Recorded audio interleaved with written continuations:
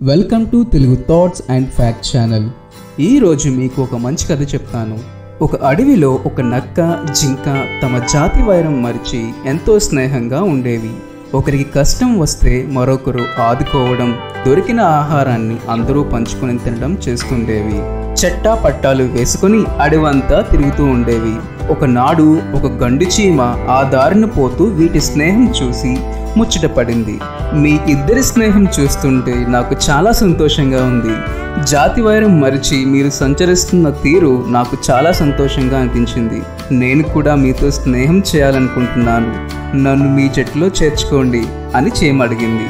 అందుకు అవి నవ్వి, ఓసి చీమ, నువ్వు చూస్తే ఇంత చిన్న ప్రాణివి, మేం నీకంటే చాలా పెద్దవాళ్ళం. నీలాంటి అల్పజీవితో మాకు స్నేహం ఏమిటి అని ఎగతాళి చేశాయి. వెంటనే చీమ, మిత్రులారా, అలా అనకండి. ఈ సృష్టిలో ప్రతి ప్రాణి వల్ల ఏదో ఒక ప్రయోజనం ఉంటుంది అని అంది. కానీ అవి చీమతో స్నేహం చేయడానికి ఒప్పుకోలేదు.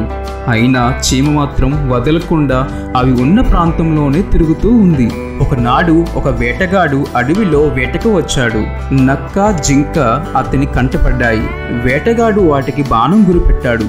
అది గమనించిన చీమ ఆ వేటగాడి చెయ్యి మీదకి పాకి గట్టిగా కొట్టసాగింది. వెంటనే వేటగాడు గట్టిగా అరిచి చేతిలో బాణం కింద పడేశాడు.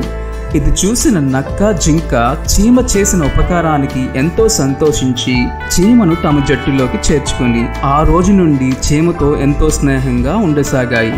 ఫ్రెండ్స్, మన జీవితంలో కూడా ఇలాంటి సందర్భాలు ఎదురవుతాయి. కనుక చిన్న ప్రాణి అని అలస చేయరాదు. చిన్నవాళ్ళు కూడా పెద్దవాళ్ళకి సాయం చేయవచ్చు.